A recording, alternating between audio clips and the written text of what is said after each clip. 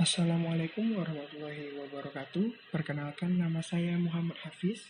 Di sini saya akan mempresentasikan manajemen risiko perusahaan Uniqlo pada masa pandemi COVID-19. Ya, ini berkaitan dengan mata kuliah manajemen risiko yang diajarkan oleh Ibu Dr. Deliana. Selanjutnya, latar belakang. Latar belakang di mana perusahaan sebenarnya didirikan dengan suatu tujuan bersama, di mana perusahaan didirikan agar tercapainya suatu laba. Ada tingkat laba yang diinginkan oleh perusahaan sehingga perusahaan dapat berjalan dengan baik. Namun, seiring berjalannya waktu, ternyata pada akhir tahun 2019 telah terjadi kasus yang sangat mengejutkan dunia, di mana kasus ini yakni terjadinya kasus pertama virus corona di kota Cina, yaitu kota Wuhan. Nah, hal ini membuat semua kegiatan berubah drastis sehingga seluruh kegiatan dilakukan, apapun itu hanya dari rumah saja. Namun ternyata kegiatan yang dilakukan berasal dari rumah ini membawa efek yang lebih serius, di mana perusahaan-perusahaan harus dihadapkan dengan pilihan-pilihan yang rumit, sehingga mereka melakukan pilihan-pilihan yang sangat memungkinkan perusahaan tersebut bisa bertahan di masa yang seperti ini.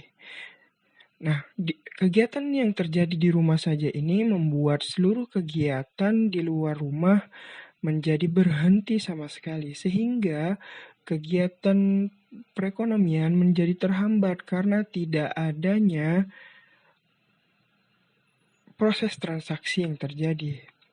Nah, hal ini berkaitan dengan perusahaan Uniqlo, yaitu perusahaan fashion di mana orang-orang lebih mengutamakan kebutuhan utamanya dibandingkan untuk berbelanja barang-barang baru, terutama fashion maupun pakaian.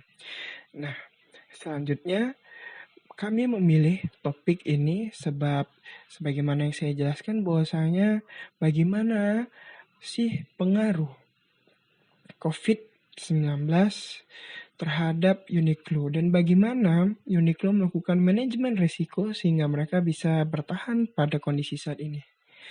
Nah, selanjutnya kita masuk kepada landasan teori terlebih dahulu. Menurut Syarif dan Kondotti, mengutip dari Carter tahun 2001 bahwa manajemen risiko bencana adalah pengelolaan bencana sebagai suatu ilmu pengetahuan terapan yang mencari dengan melakukan observasi secara sistematis dan analisis berencana untuk meningkatkan tindakan-tindakan terkait dengan pencegahan, pengurangan, persiapan, respon darurat, dan pemulihan manajemen dalam bantuan bencana merupakan hal-hal yang penting bagi manajemen puncak yang meliputi perencanaan, pengorganisasian, kepemimpinan, dan juga pengendalian.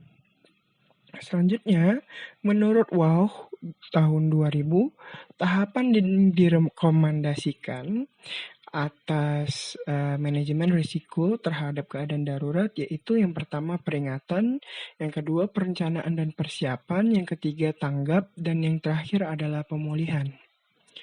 Nah, mari kita masuk kepada pembahasan. Nah, pembahasan di sini di mana perusahaan Uniqlo sendiri telah berjalan beberapa tahun, bahkan sudah lama.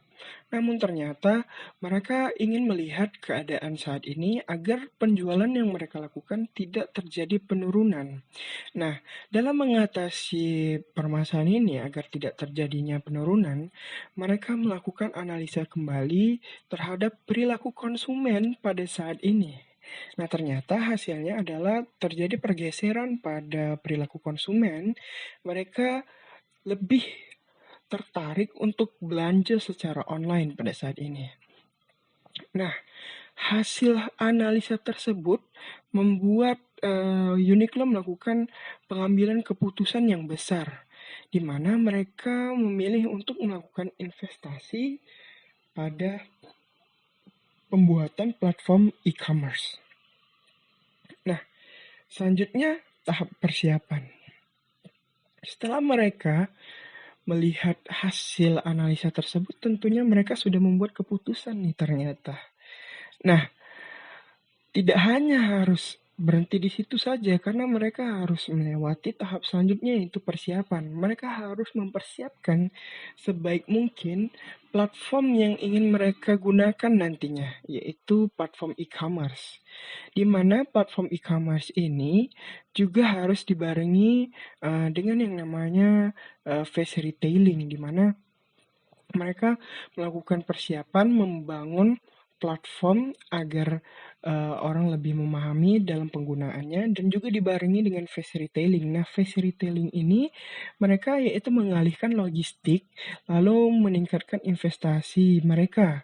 Nah, face retailing ini mereka bermaksud pada pembangunan gudang otomatis, sehingga mereka akan sangat mudah untuk mengirim lokasi pengiriman begitu. Ketika masuk pesanan, mereka tahu di mana sih barang yang ada, sehingga mereka lebih mudah untuk melakukan proses retailing, proses penjualan mereka. Karena mereka sudah mengetahui saling terintegrasi antara teknologi, kemudian persediaan yang ada, dan juga gudang. Artinya, apa yang terjadi pada gudang mereka terotomatisasi dengan cara baik. Nah, selanjutnya kita masuk kepada tahap yang ketiga. Nah, tahap yang ketiga yaitu perusahaan Uniqlo tidak hanya berhenti pada membangun gudang yang otomatis dengan skala besar, skala benua. Nah, mereka juga harus melanjutkannya dengan layanan yang sangat baik juga, agar ketika mereka menjual, semua yang mereka bangun, semua yang mereka persiapkan itu saling terkoordinasi dan tidak tersia-siakan, sehingga mereka dapat mencapai tujuan, yaitu laba. Nah, layanan yang mereka tawarkan pada saat ini yaitu click and collect. Nah, ini sangat relevan pada saat ini dan bahkan di masa yang akan datang. Karena apa? Karena ternyata layanan yang ditawarkan oleh perusahaan ini, mereka memberikan kemudahan kepada pelanggan. Nah, pelanggan cukup memesan, melihat katalognya, kemudian secara online.